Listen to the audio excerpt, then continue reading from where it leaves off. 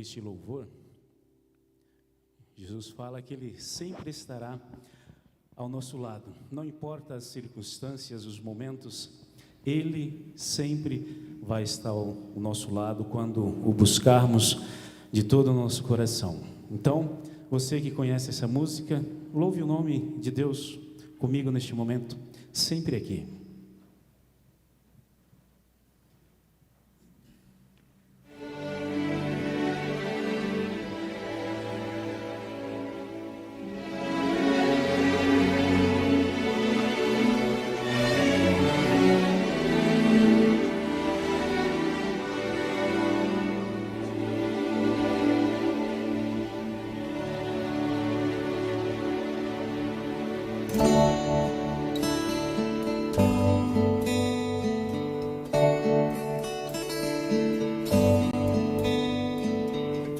Se amanhã você acordar e o sol não quiser se mostrar, eu estarei sempre aqui.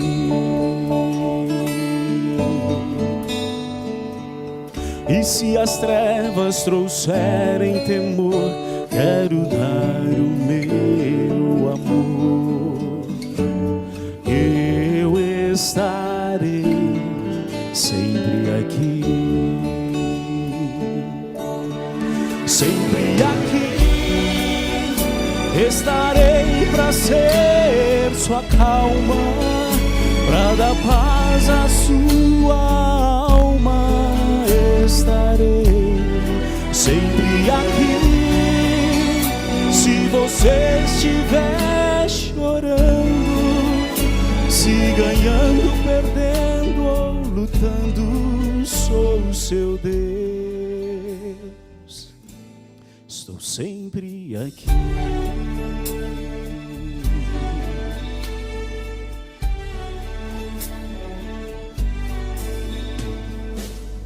Se amanhã você acordar e o futuro incerto for, eu estarei sempre aqui.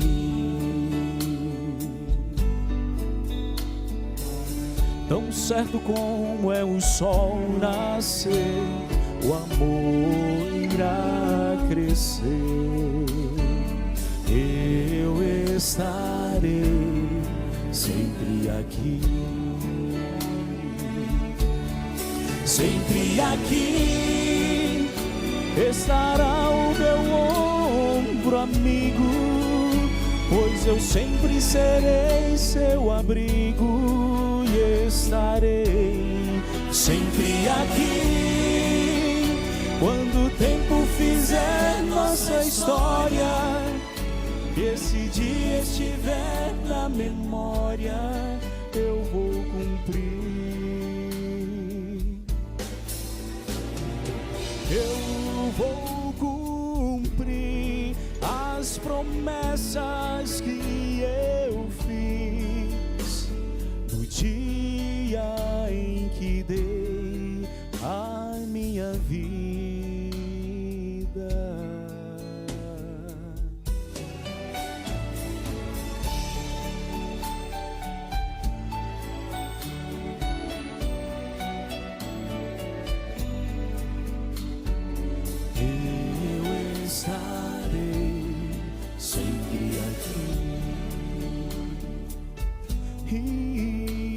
Como o sol que sempre irá nascer, o amor irá crescer.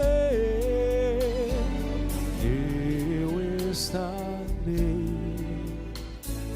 sempre aqui, sempre ao seu lado. Estou sempre aqui.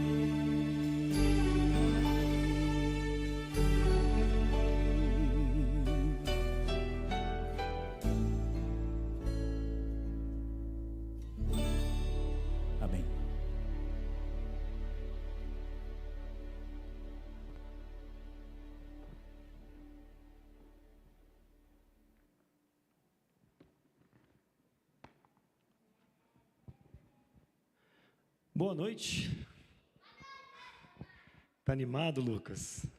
Que bom que você veio essa noite, que bom que você está aqui conosco para juntos prestarmos um culto ao nosso Deus. E você que nos assiste em casa também, sinta-se abraçado, sinta-se muito bem-vindo para este culto, para essa programação especial dessa noite. Estamos num dia especial, hoje é um dia de Páscoa, né? Um dia especial. Nós estávamos em São Paulo, agora há pouquinho, junto com minha família, junto com os meus pais. E quando nós voltávamos para cá, para Jundiaí, a gente viu ali a Bandeirantes em Anguera lotada, cheia de carros, tudo parado. A gente disse, graças a Deus estamos voltando para casa, não tem trânsito, né? Mas é um dia normal que as pessoas saem, viajam e querem voltar para suas casas depois de um feriado prolongado. Realmente um dia diferente. A Páscoa é um dia especial porque nesse dia nós celebramos... O que nós celebramos na Páscoa? A ressurreição de Cristo.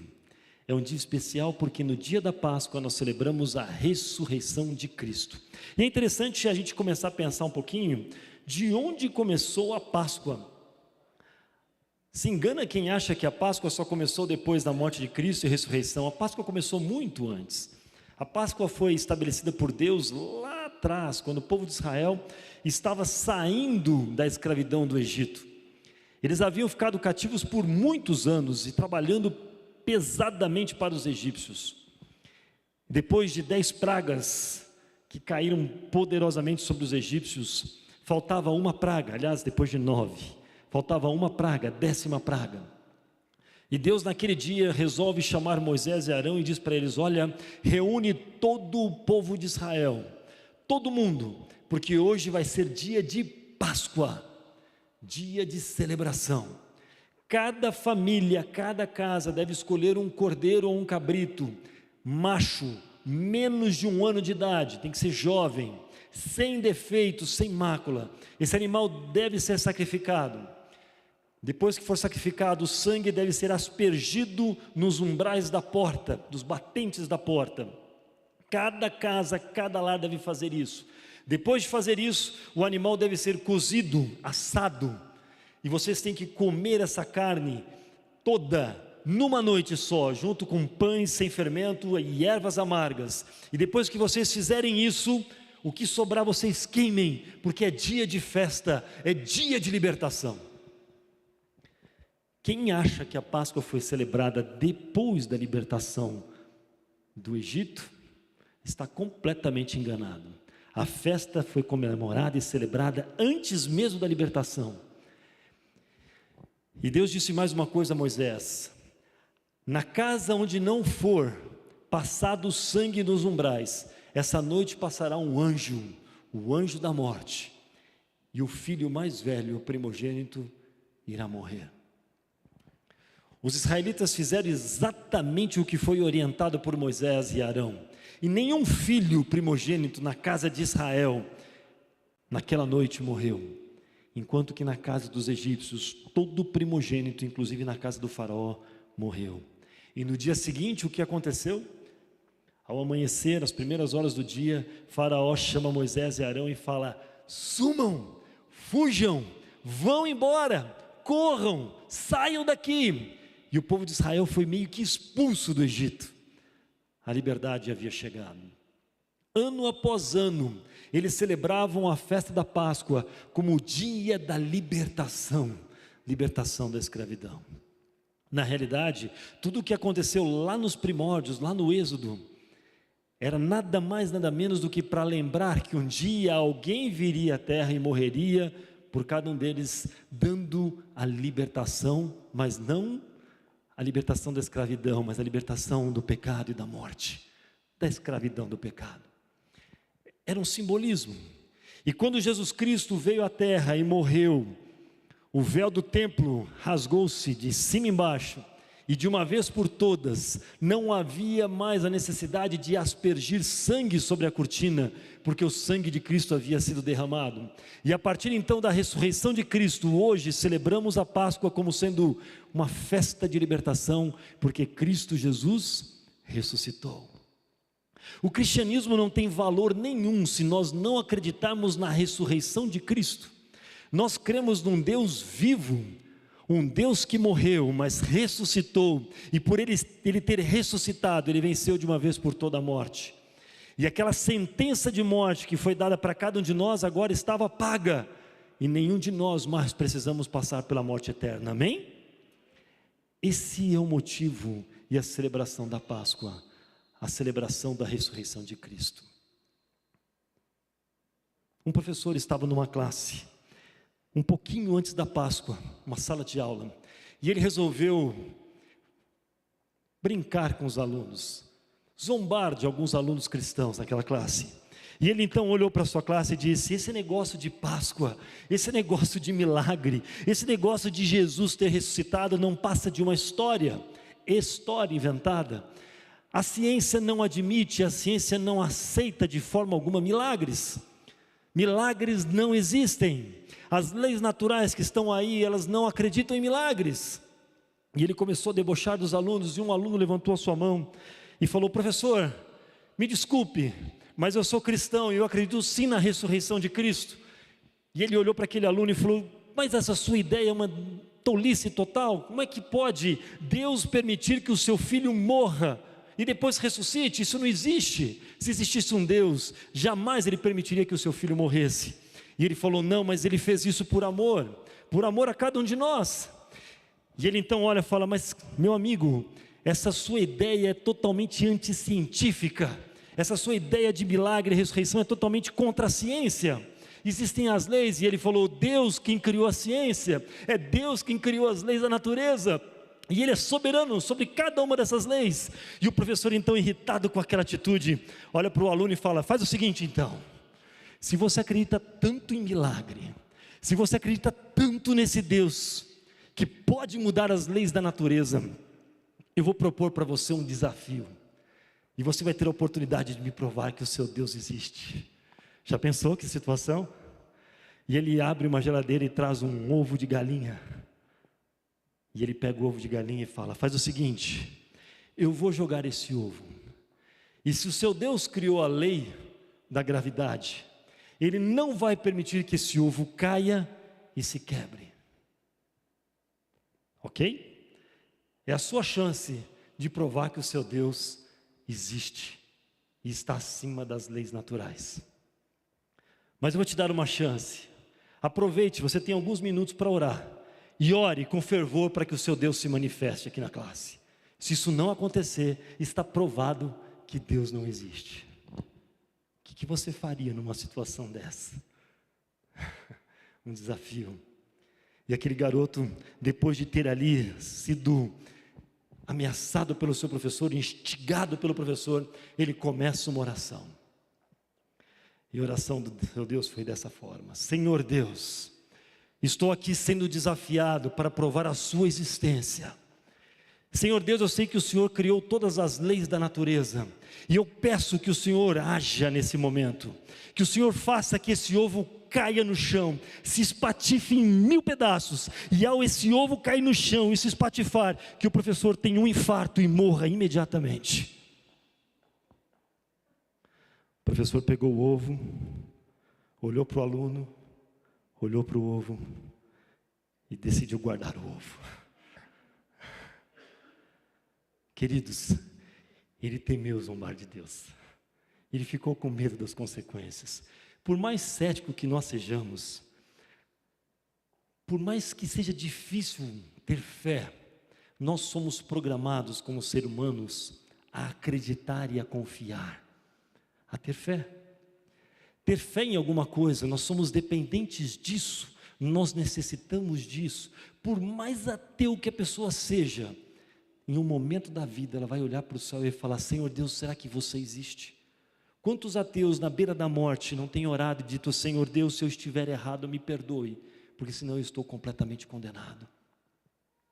Nós temos a necessidade de um Deus, porque Ele nos fez dessa forma, somos dependentes, precisamos de ter fé. E acreditar na ciência, acreditar em algumas teorias que surgem, também é necessário ter fé. Mas nós temos fé que Cristo ressuscitou, e é por isso que nós estamos aqui, vivendo essa esperança da ressurreição de Cristo. A história dessa noite começa logo depois da ressurreição de Cristo. Era domingo bem de manhã. Maria, as 3 mulheres foram até o túmulo para embalsamarem o corpo de Jesus. E vocês conhecem essa história. Quando elas chegaram pertinho do túmulo, encontraram a porta, que era uma porta de pedra, fechada, travada, selada, totalmente aberta e escancarada. E elas ficaram impressionadas com aquela cena. E chegaram até pertinho, preocupadas e talvez até meio chorosas, achando que o corpo de Cristo havia sido roubado. E naquele momento de tristeza, elas encontram com um anjo, e o anjo diz o que para elas? Por que vocês estão preocupadas? Por que vocês estão tristes? Esse Cristo que foi morto, ressuscitou. Vá, corra, conte aos discípulos o que aconteceu. E essas mulheres saíram correndo e contaram aos discípulos o que havia acontecido. E Pedro, um discípulo de Cristo, resolve por conta própria ir até o túmulo. E Pedro chega no túmulo, vê o túmulo vazio e se maravilha com aquela cena. E ele volta também e diz: realmente, o corpo de Jesus não está lá, a tumba está aberta, eu acho que Cristo ressuscitou. Mas o interessante é que essa história não convenceu os discípulos. Dentro do coração deles havia um sentimento de tristeza, havia um sentimento de pesar.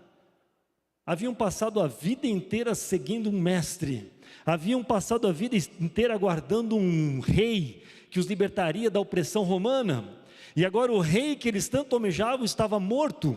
Como teria ressuscitado? E naquele momento de tristeza e apreensão, um dos discípulos, Cleopas, e mais um amigo, decidem voltar para a sua cidade, a cidade de Emaús. Era domingo de manhã, e eles começam a caminhar pelas estradas poeirentas. Para vocês terem uma noção, Emaús de Jerusalém é uma caminhada de 12 quilômetros. É fácil caminhar 12 quilômetros? Laurinei, você correu 10 quilômetros hoje. Cadê o Laurinei? Foi fácil? Não. 12 quilômetros. Depois de todas aquelas coisas, aqueles 2 discípulos começam a caminhar na estrada de Emaús. E eu queria convidar vocês agora a abrirem a Bíblia. Vamos ver como é que foi essa caminhada. Lá no livro de Lucas, no capítulo 24, versículo 13 e 14, a gente tem um pouquinho dessa caminhada de Cleopas e esse seu amigo. Vamos lá, no livro de Lucas, capítulo 24, verso 13. Eu não sei se vai ser projetado. Eu vou ler aqui na minha versão. Se tiver alguma diferença, é apenas alguma diferença de tradução. Naquele mesmo dia, 2 daqueles discípulos, aqueles homens que estavam juntos, estavam de caminho para uma aldeia chamada Emaús, distante de Jerusalém, 60 estádios. Iam conversando a respeito de todas as coisas que haviam acontecido. Aconteceu que enquanto conversavam e discutiam, o próprio Jesus se aproximou e ia caminhando com eles. Versículo 16. Os seus olhos, porém, estavam como que impedidos de o reconhecer. Então lhes perguntou Jesus: que é isso que vos preocupa? E de que ides tratando à medida que caminhais? E eles então pararam entristecidos. Continuando o nosso verso, 18. Um, porém, chamado Cleopas, respondeu dizendo: és porventura o único que, tendo estado em Jerusalém, ignora as ocorrências desses últimos dias? Ele lhes perguntou: quais? E eles explicaram que aconteceu a Jesus, o Nazareno, que era varão, profeta, poderoso em obras e palavras diante de Deus e de todo o povo. E como os principais sacerdotes e as autoridades o entregaram para ser condenado à morte e o crucificaram. Verso 21. Ora, nós aguardávamos que ele fosse quem havia de redimir a Israel, mas depois de tudo isso, e já este o 3º dia desde que tais coisas aconteceram. É verdade também que algumas mulheres das que estavam conosco nos surpreenderam indo de madrugada ao túmulo, eles contando para Jesus, e não acharam o corpo de Jesus, e voltaram dizendo que tinham tido uma visão de anjos, os quais afirmaram que ele estava vivo. De fato, alguns dos nossos discípulos foram até o sepulcro e verificaram a exatidão do que disseram as mulheres, mas não o viram.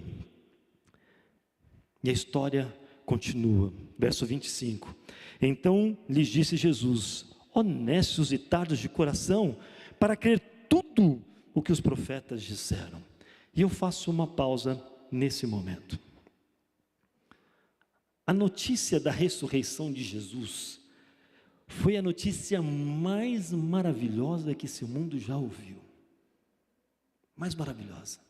A história de Cristo, a vida de Cristo, dividiu a história em duas partes. Antes de Cristo e depois de Cristo. Foi marcada pela ressurreição. Foi a notícia mais impressionante de todas. Maria, as mulheres que estavam juntas com ela, tiveram o privilégio de ouvir da boca dos anjos: Jesus ressuscitou. Os discípulos que foram certificar, João, Pedro, também tiveram o privilégio de ouvir a mensagem de que Jesus havia ressuscitado. E depois de ouvirem uma mensagem dessa, qual que deveria ter sido a reação deles? Me respondam. Imagine, Jesus morreu, e alguém chega para você e diz: não, ele não morreu, ele ressuscitou, ele não está mais aqui, olha. Qual seria a sua reação? Pularia de alegria? Festejaria?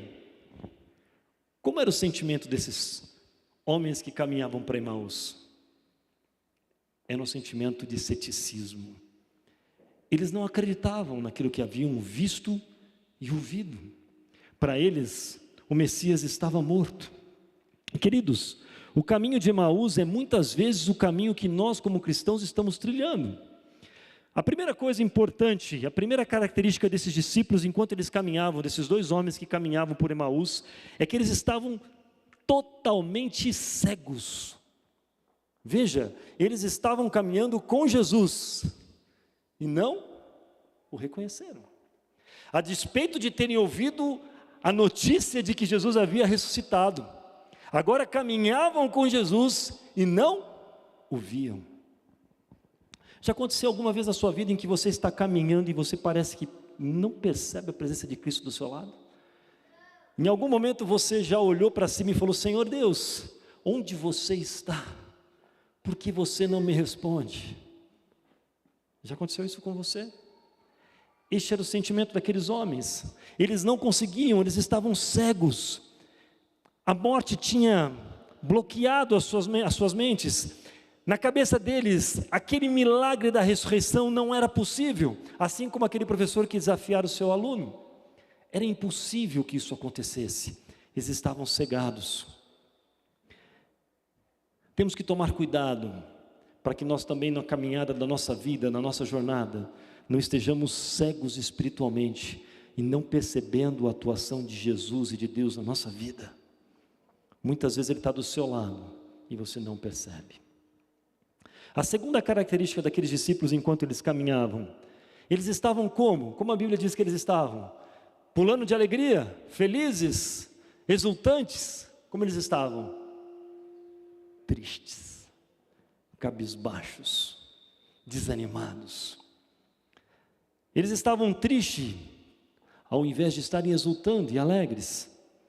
Eles se sentiam humilhados, porque não acreditavam que tudo aquilo que eles haviam investido na vida deles, tudo pelo qual eles haviam lutado, durante aqueles 3 anos e meio ao lado de Cristo, não tinha valido a pena. O desejo daqueles homens era ver Cristo como rei, o desejo daqueles homens era ver Roma destruída, e os seus desejos foram frustrados. Será que muitas vezes na jornada cristã nós não temos alguma expectativa errada sobre o que esperamos de Deus? Quantas vezes nós achamos que por ser cristãos a vida tem que correr tudo de boa, tudo bem, não pode dar errado, não pode ter problema, porque eu estou com Deus. Por que eu tenho que sentir dor se eu estou com Deus? Por que faltar dinheiro para eu pagar as contas se eu estou com Deus? Por que faltar tanta coisa se eu sou fiel a Ele? Quantas vezes nós somos confrontados por essa realidade em nossa vida? Por que Deus permite que isso aconteça na minha vida se eu sou tão fiel a Ele? Aqueles homens estavam com as suas expectativas frustradas. Aquilo que eles haviam esperado não havia acontecido. Cegos, entristecidos. E uma terceira característica, as suas esperanças estavam todas frustradas. Por que você é cristão? Não vale a pena ser cristão. Está tudo errado na minha vida. Tudo que eu tento não dá certo. O caminho de Emaús muitas vezes é difícil, a jornada cristã não é fácil. Muitas vezes as nossas esperanças são destruídas, os nossos sonhos, os nossos planos. É falência de projetos, é problemas na família, no casamento, no trabalho. Quantas dificuldades nós enfrentamos no caminho de Emaús. E muitas vezes Cristo está do nosso lado e nós não percebemos. Tanta frustração. Mas uma coisa chama atenção. Algumas coisas começaram a mudar quando aqueles homens começaram a conversar com Cristo. E eu queria voltar de novo à leitura. Queria continuar com vocês a leitura a partir do verso 26. Porventura, não convinha, isso Jesus falando, que o Cristo padecesse e entrasse na sua glória. Continuando o verso 27, e começando por Moisés, discorrendo por todos os profetas, expunha-lhes o que a seu respeito constava em todas as escrituras. Jesus começa a abrir a Bíblia e começa a mostrar para eles todas as profecias relacionadas a ele, dá um estudo bíblico para os discípulos. Continuando, e quando já se aproximavam da aldeia para onde iam, Jesus fez menção de passar adiante. Mas eles o constrangeram, dizendo: Senhor, fica conosco, já é tarde, o dia já está declinando. E entrou em Jesus na sua casa para ficar com eles. E continuando o verso 30, e aconteceu que quando estavam à mesa, tomando ele o pão, abençoou, tendo partido, lhes deu. Então os seus olhos foram abertos. Os seus olhos foram abertos. E eles então o reconheceram. Neste momento, ele desapareceu da presença deles. Verso 32. E começaram a dizer um ao outro: porventura não nos ardia o coração quando ele pelo caminho nos falava, quando nos expunha as escrituras? E na mesma hora, levantando-se, foram para Jerusalém, onde acharam reunidos os 11 e outros com eles, os quais diziam: o Senhor ressuscitou e já apareceu a Simão. Então, os dois contaram o que lhes havia acontecido no caminho e como fora por eles reconhecido durante o momento de partir o pão. Durante todo o caminho, eles sentiram alguma coisa diferente enquanto eles conversavam com Jesus. A primeira característica que eles sentiram quando eles começaram a conversar com Jesus é que os olhos deles foram abertos, eles começaram a entender as Escrituras. Jesus começou a mostrar na Bíblia tudo o que era relacionado a Ele mesmo, mostrando ponto por ponto, dizendo para eles: olha aqui, olha só o que Moisés disse, olha o que foi que Isaías disse, olha as profecias a meu respeito estão sendo cumpridas. E ele começou a mostrar, ele deu um estudo bíblico para eles, e eles ficaram pensativos, não retrucaram mais. Será que seria verdade tudo aquilo que eles haviam ouvido, de que Jesus havia ressuscitado? Quando nós começamos a estudar as Escrituras, ler a palavra de Deus, os nossos olhos começam a abrir. Se você está se sentindo no fundo do poço, como aqueles homens se sentiam antes desse diálogo com Cristo, antes de Cristo começar a falar, a primeira dica que eu dou para vocês: vá até a Bíblia e busque a orientação de Deus. Não tente lutar sozinho. A nossa geração, infelizmente, é uma geração que busca pouco, estuda pouco, lê pouco. A gente quer respostas imediatas. É uma geração que age nos segundos. É uma geração que abre o celular e toda a informação que precisa aparece num piscar de olhos. É uma geração que quer milagres. E nós temos tido pouco tempo para abrir a Bíblia e ouvir o que Deus tem para falar para nós. Para você controlar a sua ansiedade, busque Deus através das Escrituras. Segunda coisa interessante que aconteceu com eles: quando eles pararam para refletir, eles perceberam que enquanto conversavam com Jesus, como é que o coração deles estava? Ardendo. O que é ter um coração ardendo? O que é sentir o coração arder? Emoção. Emoção. Um sentimento diferente. Uma energia diferente. Uma renovação. Coração arder. Domingo passado eu resolvi fazer uma corrida em São Paulo, uma maratona, 42 quilômetros e 200 metros. Não é fácil correr 42 quilômetros